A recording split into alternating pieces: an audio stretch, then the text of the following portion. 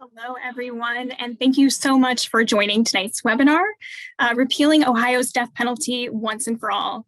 My name is Sabrina Harris. I use she, her pronouns, and I'm a policy strategist at the ACLU of Ohio, and I'll be facilitating tonight's conversation. Before we dive in, just a few housekeeping items. This program will last 1 hour and is being streamed to Facebook Live. It's also being recorded and will be available on ACLU of Ohio's YouTube page at a later date. And we do have closed captioning services available. So if you'd like, they are accessible by going to the bottom of your Zoom screen and hovering. You should see the CC icon and you can click on that to access those services. And all of our attendees, with the exception of our fabulous panelists, have been muted. But feel free to drop your name and where you're tuning in from in the chat. I think folks have already started to kick that off, which is fantastic. And we will be saving some Q&A at the end of the program. So feel free to drop your questions. We do ask that you use the Q&A function rather than the chat, just because we don't want them to get lost in the shuffle of the chat. So I think that that's all for housekeeping. So again, welcome. So excited to have you here. I just wanted to set the stage up top. So tonight we're going to be talking about why it's time to repeal the death penalty once and for all in Ohio and how you can join in the fight. During Ohio's lame duck session, legislation to prohibit the death penalty for those with a serious mental illness finally passed, and Ohio has not carried out an execution since July of 2018. So right now there's a lot of movement for death penalty repeal. Public opinion in favor of repeal has never been higher. And at the State House, there's unprecedented bipartisan support. So it's clear that Ohioans are ready for change. So with that, I am so excited and honored to be joined by a tremendous panel of speakers tonight. So this event, we're going to hear from Ohio's leading death penalty repeal advocates. So we have Allison Cohen, Communications Director at Death Penalty Action, Hannah Cummins, Executive Director at Ohioans to Stop Executions, Kwame Ajamu, Ohio Death Row Survivor and Chairman of Witness to Innocence, Jonathan Mann, who serves as Vice Chair on the Board of Directors for Ohioans to Stop Executions. Again, thank you panelists for being here. So grateful to have you participate in this conversation. And we're going to spend some time hearing directly from you. So with that, I am going to just kind of dive right in and ask you all some questions. And I thought that I would just start off with asking Allison, you've been involved with death penalty repeal work in Ohio for quite some time. I think after grad school, you became the first Director of Communication and Development for Ohioans to Stop Executions. And that led to you meeting folks that you work with now at Death Penalty Action. So all that said, I'm wondering if you could just kick us off and frame the conversation about how we got here and, really perhaps maybe talking not just about Ohio, but the national movement we're seeing. Yeah, totally. Thanks, Sabrina. I'm so honored to be here. When I was preparing for this webinar, I had to laugh because I found myself repeating talking points that I had written like 10 years ago. So let's see if I can still do it. So in 2007, the American Bar Association, the ABA, assessed Ohio's death penalty, and they found it to be deficient in 93% of the standards for a fair and accurate death penalty system. And this finding really forced the issue and gave Ohio one of its first chances in decades to really look at how the death penalty was working. So then 4 years later, in 2011, Ohio Supreme Court Chief Justice Maureen O'Connor appointed a bipartisan joint task force to look at the findings of the ABA and see if they could come up with recommendations to fix the death penalty. That task force was made up of prosecutors, judges, legislators, defense attorneys, law professors, and other esteemed experts. OTSI at that time wisely saw that opportunity and hired me as their first communications director. And that was in the spring of 2012. My background is primarily in creative writing, and I was really ready at that time to tell the story of Ohio's death penalty. So at that time, the executive director, Kevin Werner, and we started attending every task force meeting. And I used to live tweet them, and we would echo the messages that we were hearing in those meetings. And we were really there to listen to the discussions that were being had. And the issues that really rose to the top in those meetings were the racism in the death penalty's application, wrongful convictions, impact on murder victim family members, and severe mental illness. So in 2014, the task force published its recommendations to supposedly fix the death penalty, and there were 56 recommendations. And to be clear, these were solid recommendations. And although we know that nothing can fix the death penalty, had these recommendations been enacted in their entirety, we may have seen at least some improvement in how unfair the death penalty is applied. However, as we know, the vast majority of those recommendations weren't even discussed. Ohio did finally pass a bill that prohibited the execution of those with severe mental illness a full 6 years after the recommendations were published. Yet other recommendations like adopting a racial justice act or electronically recording interrogations were never addressed. And so as Ohio's death penalty slowly declined, public opinion started to shift and grew in favor of repeal. And I should also note that in 2014, the same year that those recommendations came out, we also saw the botched execution of Dennis Mcguire in January. And that really garnered a lot of international attention on how the death penalty was being administered in Ohio. And to this day, Ohio has trouble finding how to humanely execute people on death row. And so that brings us to today. And I really have to say, thanks to Hannah Cummins' visionary leadership, we are in an entirely different landscape, and we are closer to repeal than we have ever been. And I think that a lot of people on this panel and that are listening can taste it. They can sense the win. So many new relationships have been forged in the House and Senate, and legislators on both sides of the aisle are finally receptive to the idea of repeal. This change in heart mirrors what's happening on the federal level as well. As we saw in 2020, moratorium is simply not enough. No one was executed under the Obama administration, but that moratorium left the door wide open for Trump. How could I mess Trump up? Ugh, I've said his name so many times. Trump to go crazy, and he did. And so we saw 13 federal executions in the span of 6 months. And that's why Death Penalty Action is currently working to pass the Federal Death Penalty Prohibition Act of 2021, introduced by Representative Ayanna Pressley and Senator Dick Durbin, which would abolish the federal and military death penalties and ensure that no one can abuse the power of the presidential office ever again. The best way to get involved in our campaign to abolish the federal death penalty is to go to our website, deathpenaltyaction.org. I think Sabrina's going to drop that in the chat. And on our website, you'll find a link to our federal abolitionist toolkit, which has various action steps that anyone can take who's interested in helping to end the federal and military death penalty. So with that, I take it back to you, Sabrina. Thank you so much, Allison. And yes, we have Sarah from the ACLU of Ohio is dropping some great resources, those that Allison referenced in the chat. So feel free, peruse through the chat, make sure you copy down those resources. We'll be dropping them in throughout the session. And as I mentioned up top, if you want to share your name and where you're tuning in from tonight, it looks like we have just a wide array already. I saw Kent, Logan County, Worthington. So just thank you all for taking time out of your Thursday to spend it with us. And so with that, I'm going to just go ahead and maybe kind of shift gears and really kind of look to ask Hannah to talk a little bit about, we just kind of heard the history in Ohio and the longstanding push for repeal. So I just think it would be great if you could share a little bit more about this current moment that we're in, and maybe talk a little bit about what we're hearing and seeing about the push for repeal at the State House. Yeah, absolutely. Thank you, Sabrina. And thanks to the folks at the ACLU for putting this together, and for my fellow panelists for joining us tonight.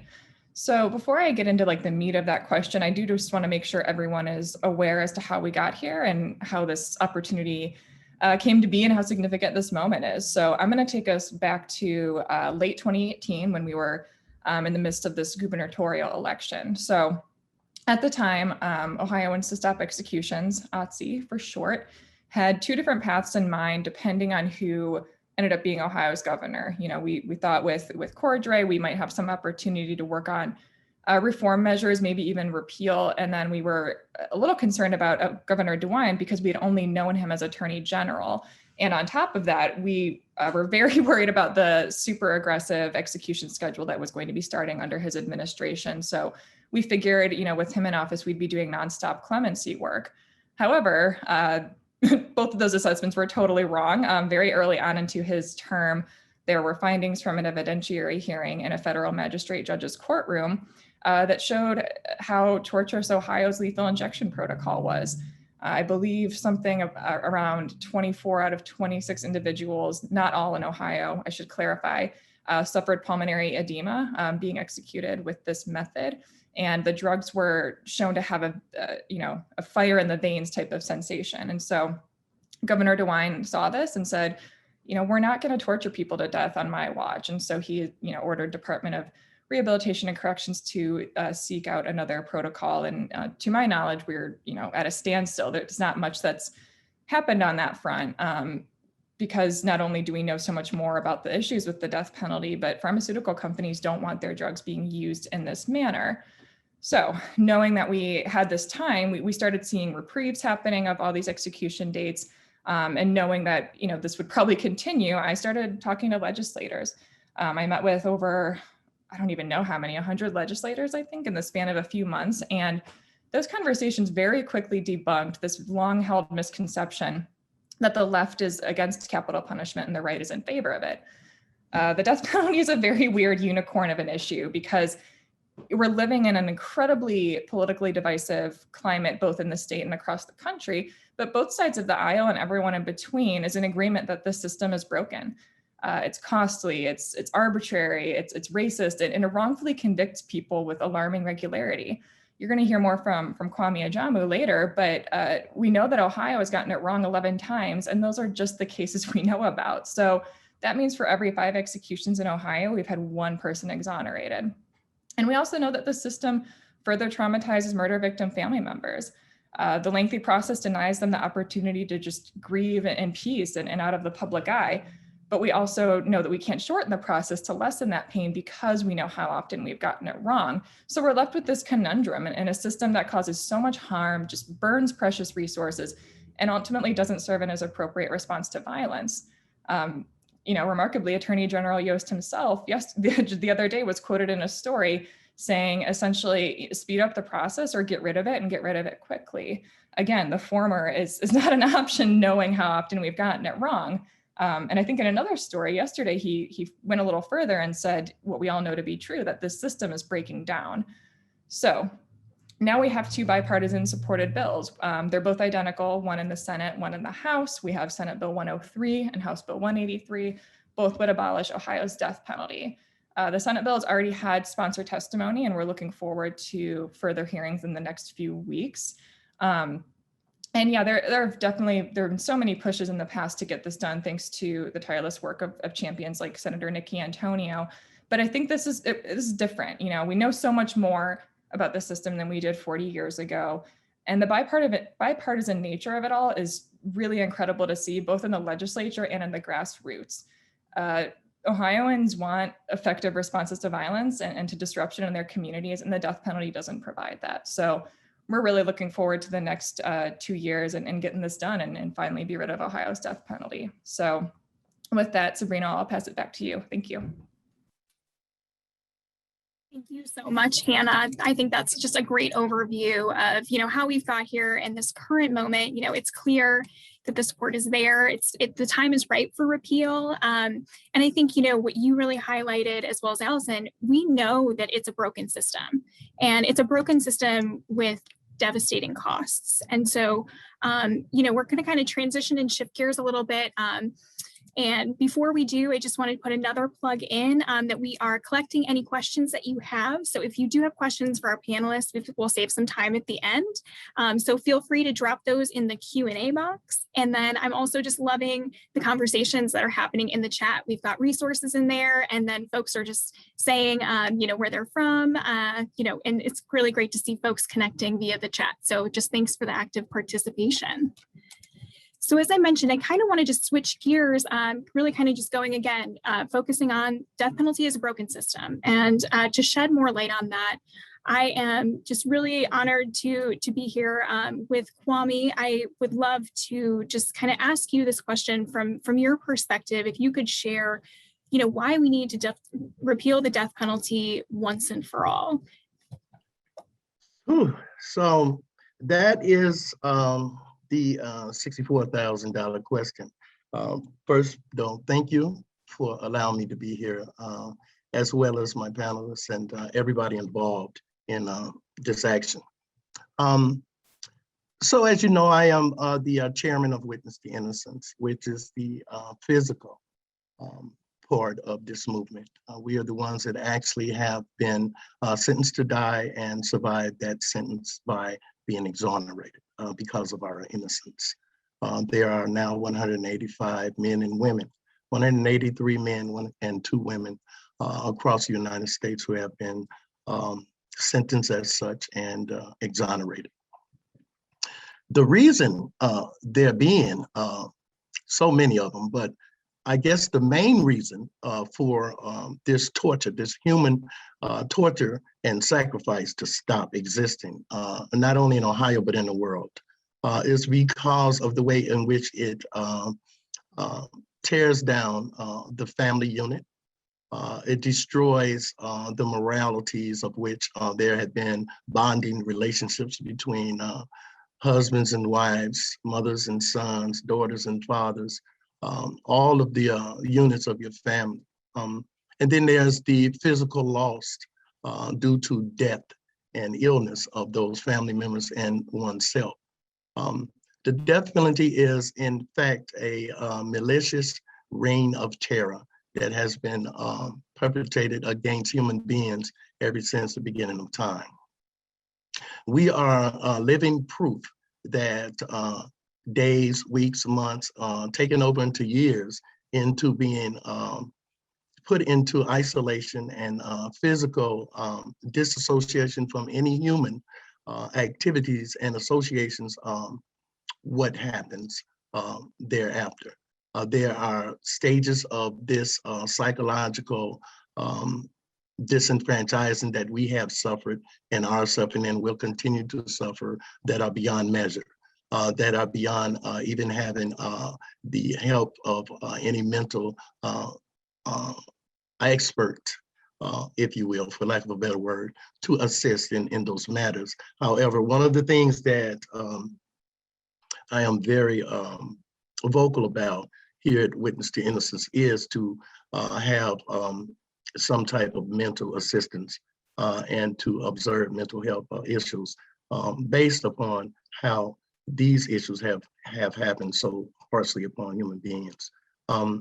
I always like to tell my story of having been 17 years old and placed on Ohio's death row for a crime that I didn't do, with the understanding that the third day there on death row, I had to witness a man scream at the very tip of his voice for 5, maybe 6 hours nonstop before anyone came to his aid. And that then was because the shift changed and the second shift officers were busy doing the count in the mail. And so they just came and snatched him and took him over to the infirmary and drugged him up.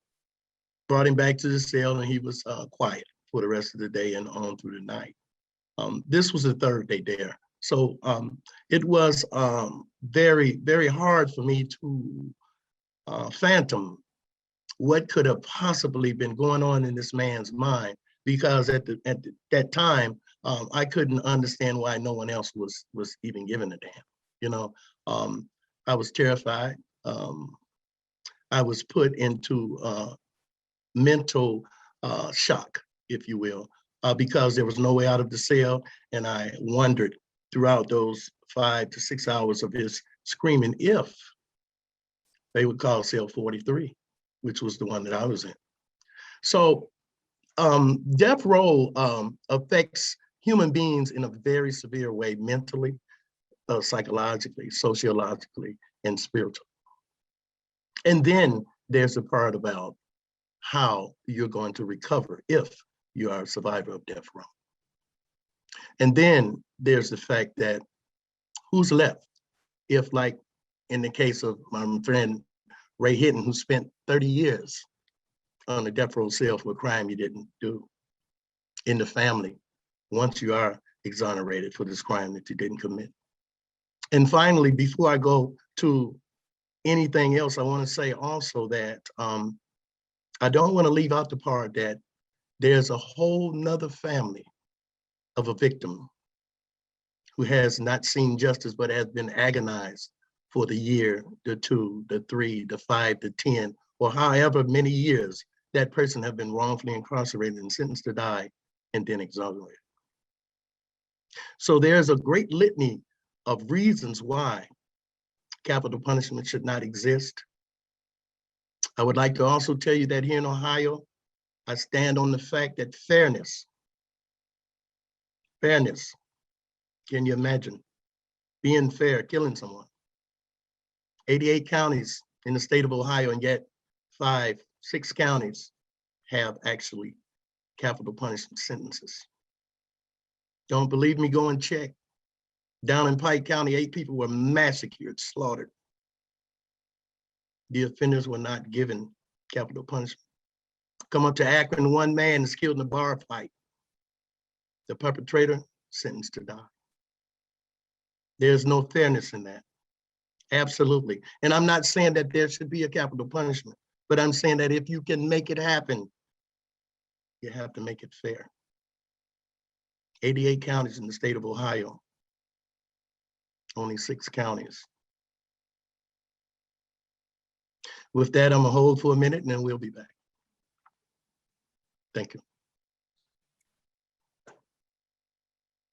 Also taking a breath here, Kwame, thank you so much for sharing. And I you know, just your openness. I am watching the chat and I just kind of want to lift up the love and support and just the appreciation that folks are giving to you for sharing. So just thank you so much. And, you know, there's, you know, something that's here in the chat that I just think, you know, kind of hits on what you're saying and will kind of lead us into, you know, talking with Jonathan. It's just that the cruelty of an unjust system affects everyone involved. And I think that that's just a great observation from one of our attendees. And I, you know, think that you talked about this as well. You know, there's another family. And so, you know, with that, Jonathan, I'm hoping to, you know, kind of turn to you and ask a similar question. If you would mind, you know, sharing or talking a bit about why you're in the fight to end the death penalty and why this issue is so important to you.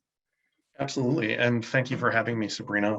Before I start talking about how I got involved with this work, there were a couple of things I wanted to say real quick.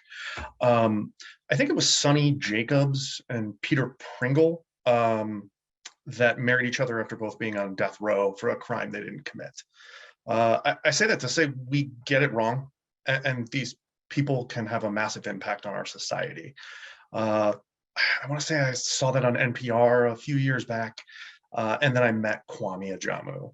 I spoke at a fundraiser for OTSI, and Kwame was a speaker there, and he spoke before I did. How do you follow that? What a life this man has lived. And the thing that I wanted to take a moment to say was, the world is a better place because Kwame Ajamu is in it. And, you know, I say that to say, clearly we get it wrong as a society. And if we get it wrong, I think at the very minimum right there, based on that statement, we have to question the merits of what we're doing. I also want to thank Hannah Cummins real quick. Hannah is the glue that holds us all together. And her grace under pressure, her ability to wrangle the cats, and the tireless efforts that she puts into this work is commendable. I do want to thank the rest of the panelists as well. You know, while their direct experience might not be the same as Kwame or mine, they chose to be a part of this, and that speaks deeply to their character and perseverance. You know, their selfless and tireless work, it does mean the world to us. So yes, my name is Jonathan Mann. I am the vice chairman of Ohioans to Stop Executions. I got a phone call June 21st, 2017 that changed me forever. Before 9 o'clock that night, it was just like any other Wednesday. The phone rang. It was a friend I had grown up with in Cleveland. He told me about finding out that my dad had been murdered, the shock of it all, and to share what little information he had. He had been watching the news that night, and he recognized my grandfather's house. He'd been there a million times. He had no idea that I was unaware of what happened. That's how I found out my dad had been killed. I was overflowed with sadness and consumed by rage. I struggled to function. It's grueling to live your day-to-day life, grappling with these complex and taxing emotions. There's only so much pain and trauma one can take before shutting down. Eventually I went numb. I continued to be good at my job. I paid my bills, and I was a caring friend. I did these things, but I was dead inside. My pain continued because this system has little to offer for family members of murder victims. I couldn't afford to bury my dad. That's a hard fact to face. It's tough to type, and it's even tougher to say.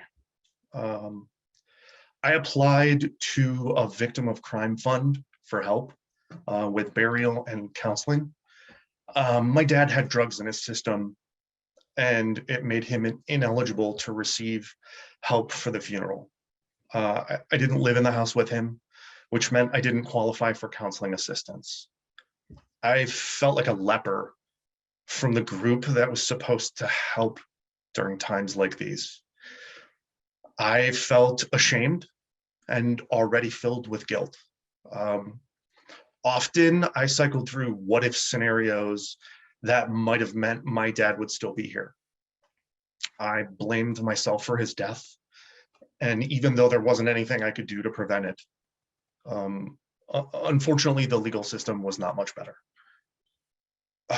It seems like a lot of people, when they think about the death penalty, they believe that its response is immediate. They focus on what it represents symbolically. There was another realization that I wasn't ready for. The people who fought for justice on my behalf didn't actually care what my opinion was. As I began asking questions about the appeals process, I was told that death was the only option.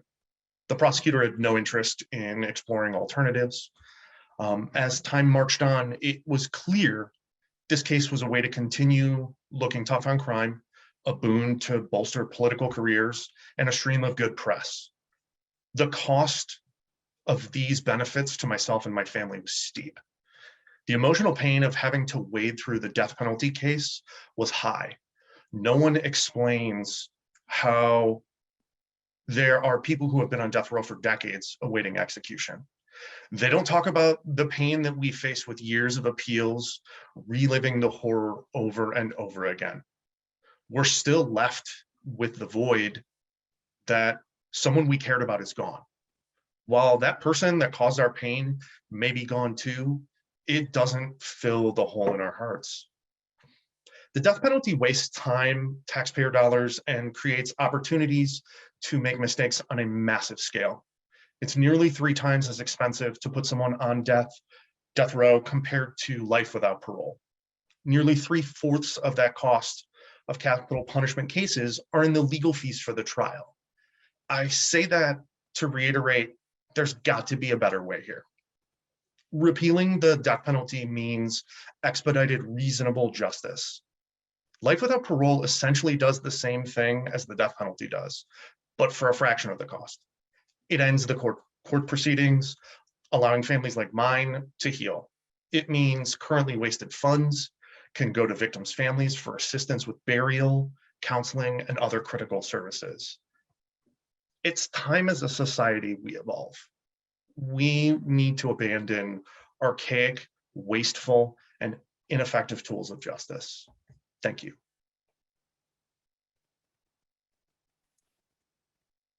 Thank you so much, Jonathan. Again, just kind of taking a deep breath here and just to thank you for sharing your story, for just lifting that up, and similarly seeing a lot of love in the chat for you. And just, again, thank you for sharing your perspective and really sharing, you know, from a victim's family, what is needed. And I think, you know, as we are continuing this conversation, I think we are seeing and hearing in so many ways, what we know is that this is a broken system, and it's time that Ohio cuts ties with the death penalty once and for all.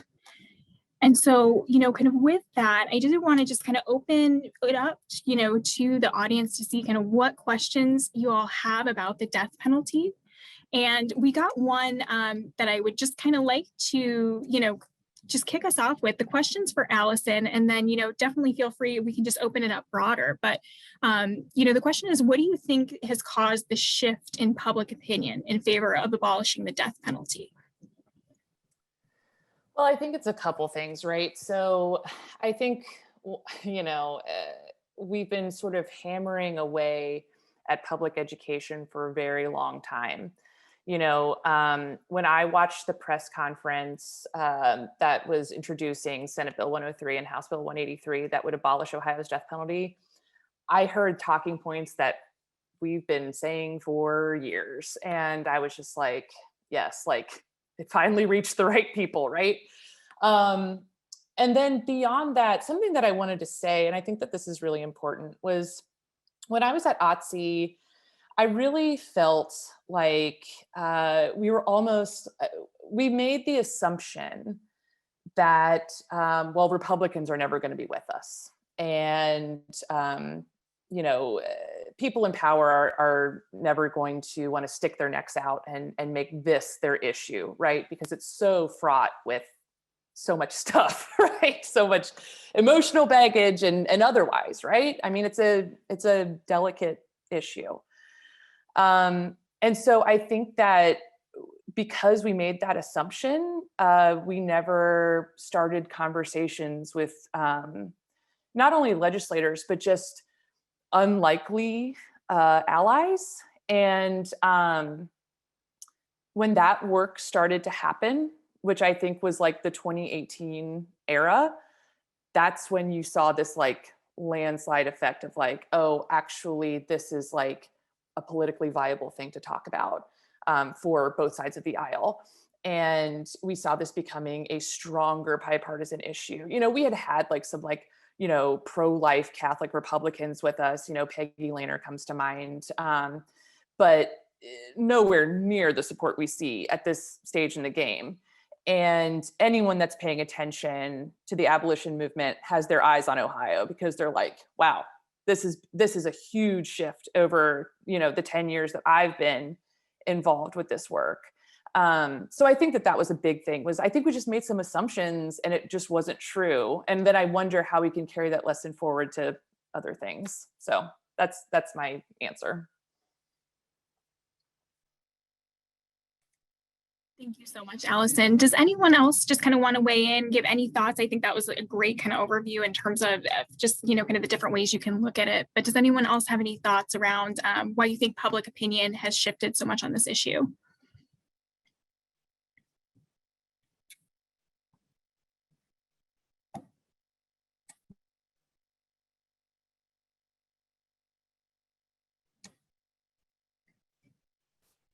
And if not, we do have a couple other questions that have come up in the Q&A, so we can go ahead and ask those. So there's, you know, I'm just kind of looking at the Q&A box now, and there's a lot of questions around kind of the legislative side of things. So, you know, kind of looking at both the Senate bill and the House bill. This is kind of like a multi-part question and maybe kind of headed your way, Hannah. But are we, you know, expecting to hear them, you know, or see them get hearings soon? Kind of what's the status, just to give folks an update? And I think that kind of also touches on maybe the next question as well. You know, can you talk a little bit about like who's involved in this, like that we keep hearing bipartisan support and group coming together. So maybe we can just kind of flesh that out and let folks know where things stand. That'd be great. Yeah, of course. I always hesitate to talk about timeline and when it pertains to the legislature, because it's always subject to change, as we've seen. Currently, we're focusing more on the Senate. As I've mentioned, we've already had sponsor testimony. So both of the sponsors of the bill went in front of the Senate Judiciary Committee a week or so ago and gave their testimony. The Senate's currently on break until the 19th, I believe, so we're not going to see any action in the next few weeks, but we do hope to see another hearing happening sometime in May. So the best way to stay informed on that is joining our mailing list, joining the ACLU's mailing list. We, work pretty close together as partners, DPA's mailing list. That's really the best way to just be aware as to what's happening, because sometimes we don't get a lot of notice as to when a committee hearing is going to be happening, and things are always just subject to change. But broadly, we're hoping to get the Senate bill through that chamber by the end of this year, with the House to then follow after and have it signed into law by the end of 2022. But a lot of work needs to happen to make that a reality. So to speak to a little bit about how to get involved, we have a great organizer that OTSI brought on a few months ago, who's been working closely with the ACLU and IJPC and DPA as well, and everyone on this call, WTI, my goodness, we have such a great team, to really mobilize and organize folks. And so I would be happy to, post some links that in the chat for folks to take action. We have a link that can generate emails specifically to your legislator. Right now, we are focusing more on the members of the Senate Judiciary Committee, since that's where we are in this point in time.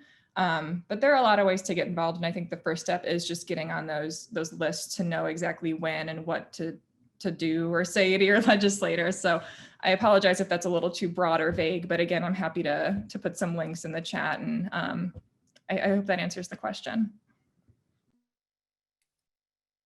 Thank you so much, Hannah. I think that hopefully that covers that question around some of what we're seeing, legislatively, and some of what folks want to know. And I think that you touched on, really kind of what I'm seeing some other questions come through about just, we're hearing all of this, folks want to get involved. How do they plug in? So, just to kind of summarize what I heard from you, Hannah, is, stay informed, sign up to get OTSI's email alerts. We've got our ACLU team that you can join, Death Penalty Action, just kind of link up with groups, join lists, get the information to see how you can plug in. And then specifically those asks in terms of reaching out to your legislators. And so there's been a link that's floating around in the chat, and we'll continue to an action alert that you can take that with a click of a button right away. So, thank you again for folks that are asking just how to plug in. I think that that's such a key part of this, whole gathering that we're doing tonight, is just, learning, sharing, and getting involved. And then, kind of just to look and see some of the other questions that we've got coming through. Again, feel free to put your questions in the Q&A box. I know that they're not visible to all of the attendees, but we are monitoring those and trying to get through as many as we can. And again, just loving the conversations that are happening in the chat as well. And so, I think I'm just want to pause and going to the chat, just seeing again, I think folks being so appreciative, Jonathan and Kwame, of you sharing your stories, and just appreciate your words. And so, maybe a question that I have for both of you is just, what keeps you energized in this fight when we see that it is just an uphill battle and unjust in so many ways, and taking into perspective, just your experience? I think, what gives you hope to keep pushing and fighting? So I'll go first, Jonathan. You can chime in there. For me, I don't know. I'm like the helper bee, I guess.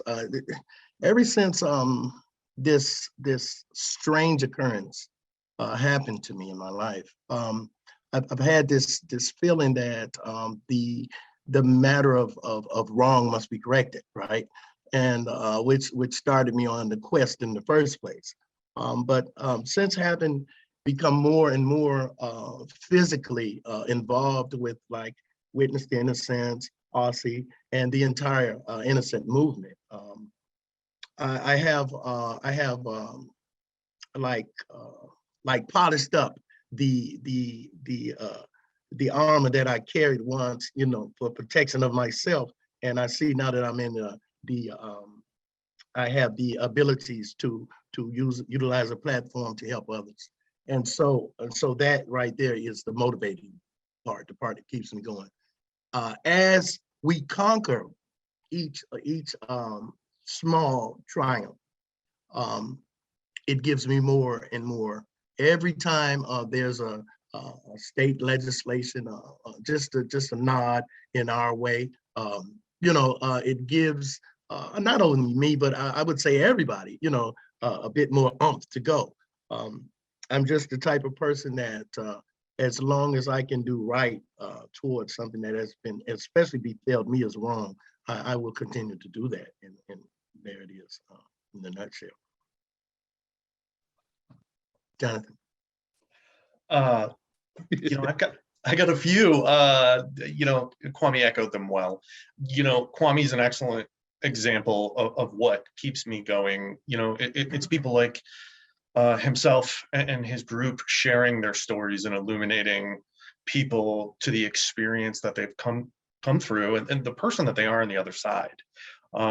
Hearing him speak is always motivational and inspirational to me.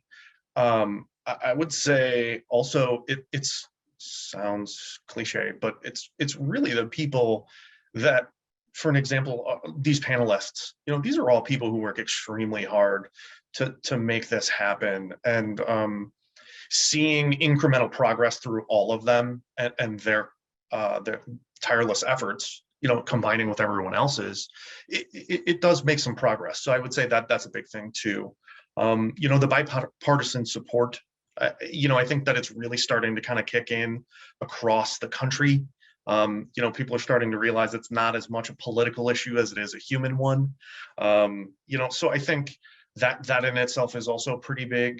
The deepest personal ones, I would say, is my journey from being pro-death penalty, my dad being murdered, me learning about the death penalty and becoming anti-death penalty. That landed with, I could honor my dad and find a way to heal at the same time. And, for all the other reasons I mentioned are just as important, but that's another one too, is that, this is probably the most valuable thing I've done as a human being. And I'm touched and honored that I can be a part of it, that I can make some kind of contribution that it's better for everyone else.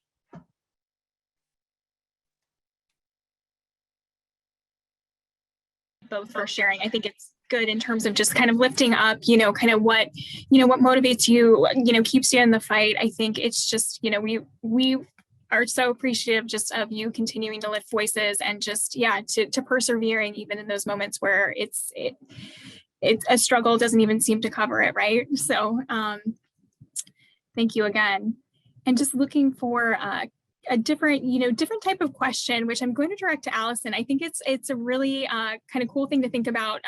Myself not being too comsy, I'm curious to know your thoughts in terms of, from a communication side, what you've seen, or what do you think in terms of social media being a platform for getting out, information about death penalty repeal and some of what we're talking here today, that it's a broken system. Do you think that social media has helped inform opinions and maybe target specific groups? So whether that's younger adults, what are your thoughts on that? Well, the short answer is yes, ma'am. Social media is a huge driver. I think we all know that. I think one of the main ways that we communicate these days. And I can speak especially specifically to, the federal death penalty. When executions were happening, social media was a huge way that we were able to push petitions and to get our messaging in front of people, and just to show the power of social media. So I think pre-December 2020, our list was at about 20,000 people, and Death Penalty Action was founded in 2017. So that was 20,000 people that we had built over 3 years. Okay. So December 10th, Brandon Bernard was executed. And of course that had a lot of attention, and Kim Kardashian tweeted about Brandon Bernard, and all of a sudden it exploded. And our list went from 20,000 to 600,000 in 2 months. And that was from people sharing our petition. And so the answer is absolutely. It is a powerful motivator. And it's part of the reason why the very first thing I do when I, sit down at my desk is I share something to Facebook, I share something to Twitter, and I share something to Instagram. And, just to let everyone in on the strategy here, sorry, this little insider baseball, but, the more you post, the more your message is getting in front of people and the more people interact with that, it's going to keep showing up in their feeds. So I do think it's incredibly important. And, when you ask about ways to get involved, we always say, write your legislator, absolutely do that. But also, tweet them, tag them on Facebook, share OTSI's content, share DPA's content, share Witness to Innocence's content. and that's really a really strong way that you can support this movement too. So the answer is absolutely. Great. Thank you so much, Allison. I think that's, and you kind of went in terms of, how you can, there was a question around like, how can we make our voice heard? And I think that you really just kind of hit that nail on the head in terms of talking about, how you can reach out to your legislators. And also just to say, how important that is. Please know that a phone call, an email, a tweet, all of that is so important to do. And I know in terms of right now, particularly when we're all at a distance virtual, we're on Zoom and have that fatigue and are not sure if folks are really listening, your legislators need to hear from you. So you have a powerful voice, make sure that you use it in a number of different ways. And you can do so by all of the ways that Allison mentioned. And then again, sign up for information and how you can tune in and take a more active role. And there's another question, and I'm thinking this one may be, helpful for Hannah to mention. And I think, Hannah, you were kind of talking about this in earlier, just wanting to know where Ohio's leadership is on this. I think we've kind of talked around governor, attorney general, but maybe if you could just kind of do a quick summary of where you think folks fall leadership-wise. Yeah, I'd be happy to speak to that. Obviously, I can't, pretend to know what goes on in the minds and hearts of our statewide electeds, but I think you can see, the comments made by Governor DeWine over the last few years. They've been just increasingly more bold and direct about what we know is such a broken system. So you can read into that what you will. I think that he, he's in a different position as governor than he was as attorney general, and this is a much more. He's been incredibly thoughtful, and we've loved to see that leadership from him. In terms of Attorney General Yost, I mean, he's Attorney General, so I think that his sentiments were balanced and also very encouraging. I think it's just really interesting to see these statewide commenting on it and being so bold in doing so and saying, yes, the system is broken. Get rid of it and get rid of it quickly. So it's just really great to see such thoughtful leadership in this state.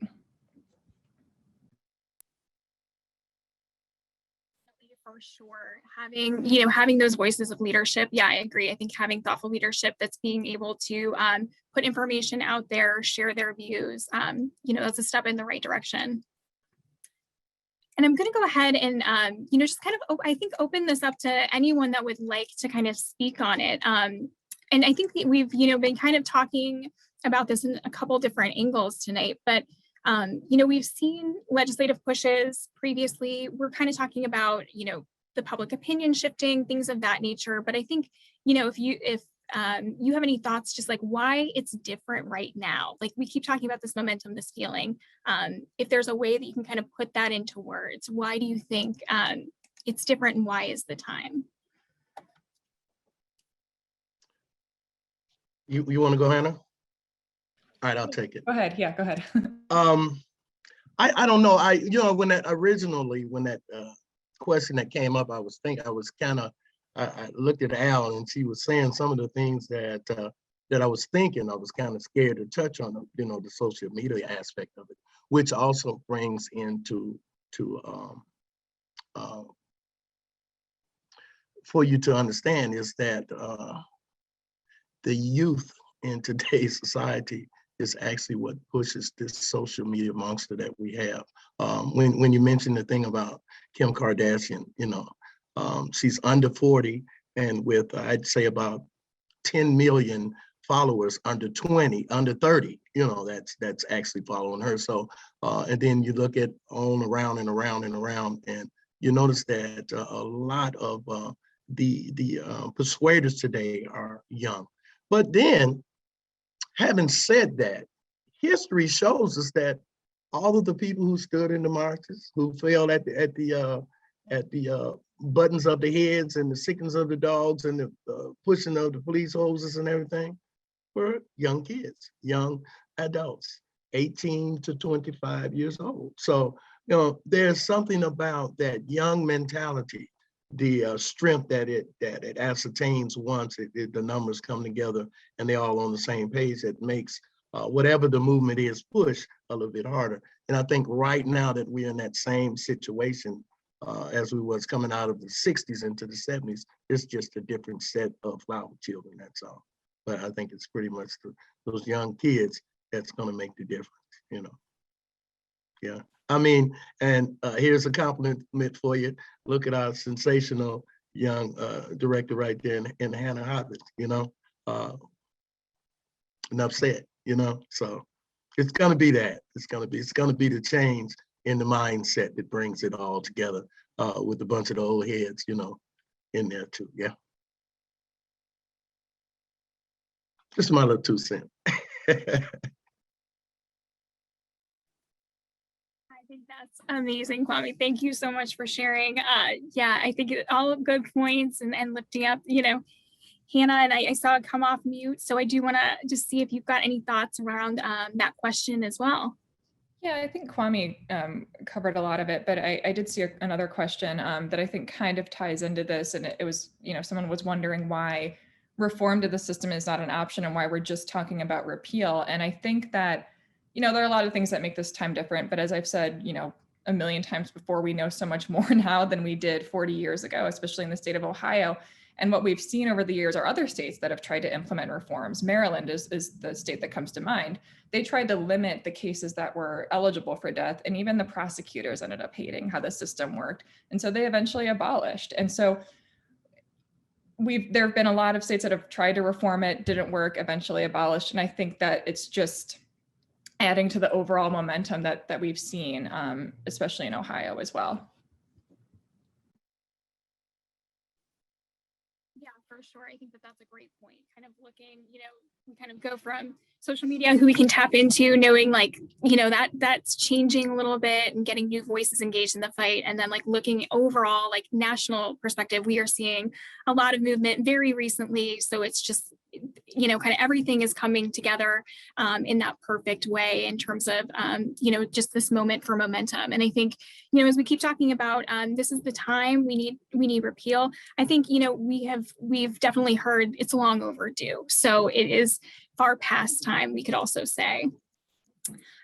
There's another question, and again, I will kind of throw this out to anyone that would like to take it, but I think it's going back to some of the just thinking about why this is a broken system, and we talked about it a little bit, but kind of racial disparities when we're looking at the death penalty. And so I'm just kind of hoping that we can share a little bit more on that, because it's such an important issue.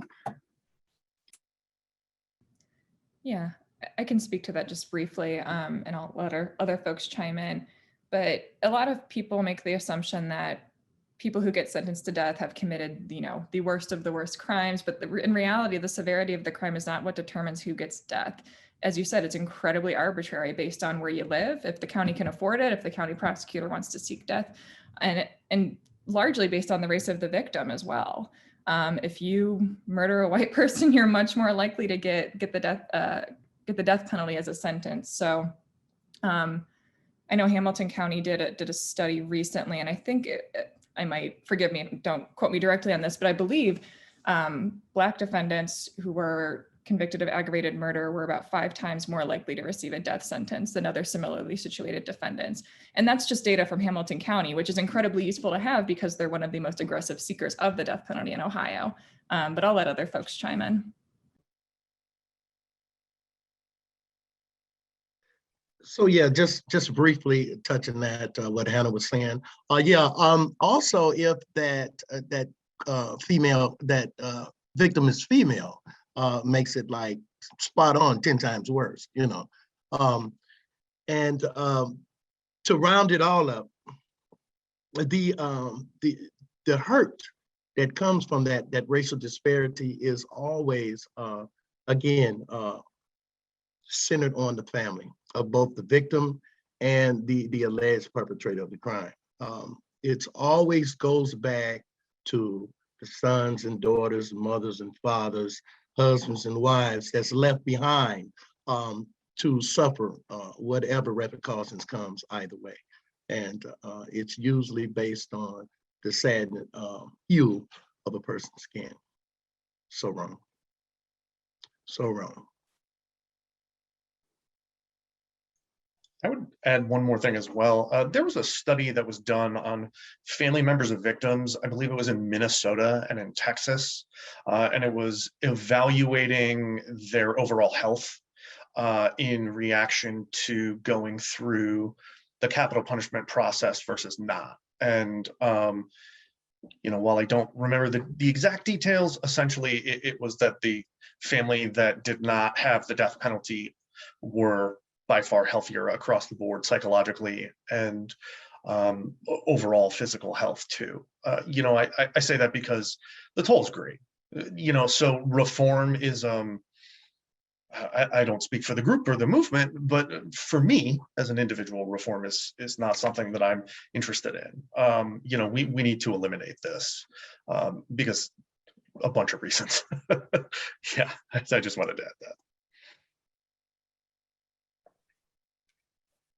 Thank you so much. I think that you know, definitely kind of covers, you know, the question and so much more. I think that that's actually your responses and kind of just, it's almost like a nice, I feel like, sign off for us in terms of, as I'm kind of seeing that our time together is winding down.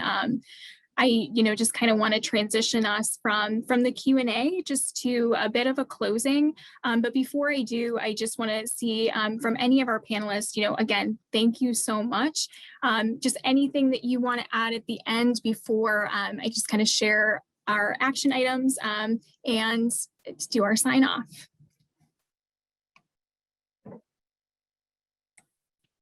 All right, I am seeing lots of smiles from our panelists, you know, and we had some wonderful questions. We tried to get to as many as we can, and we can try and follow up with you. Again, just thank you so much for taking the time to join us for this important conversation tonight. I think, you know, what we saw in the Q&A is, you know, you are interested in how to get involved. You know, hopefully you can take, you know, points from this discussion, share with others.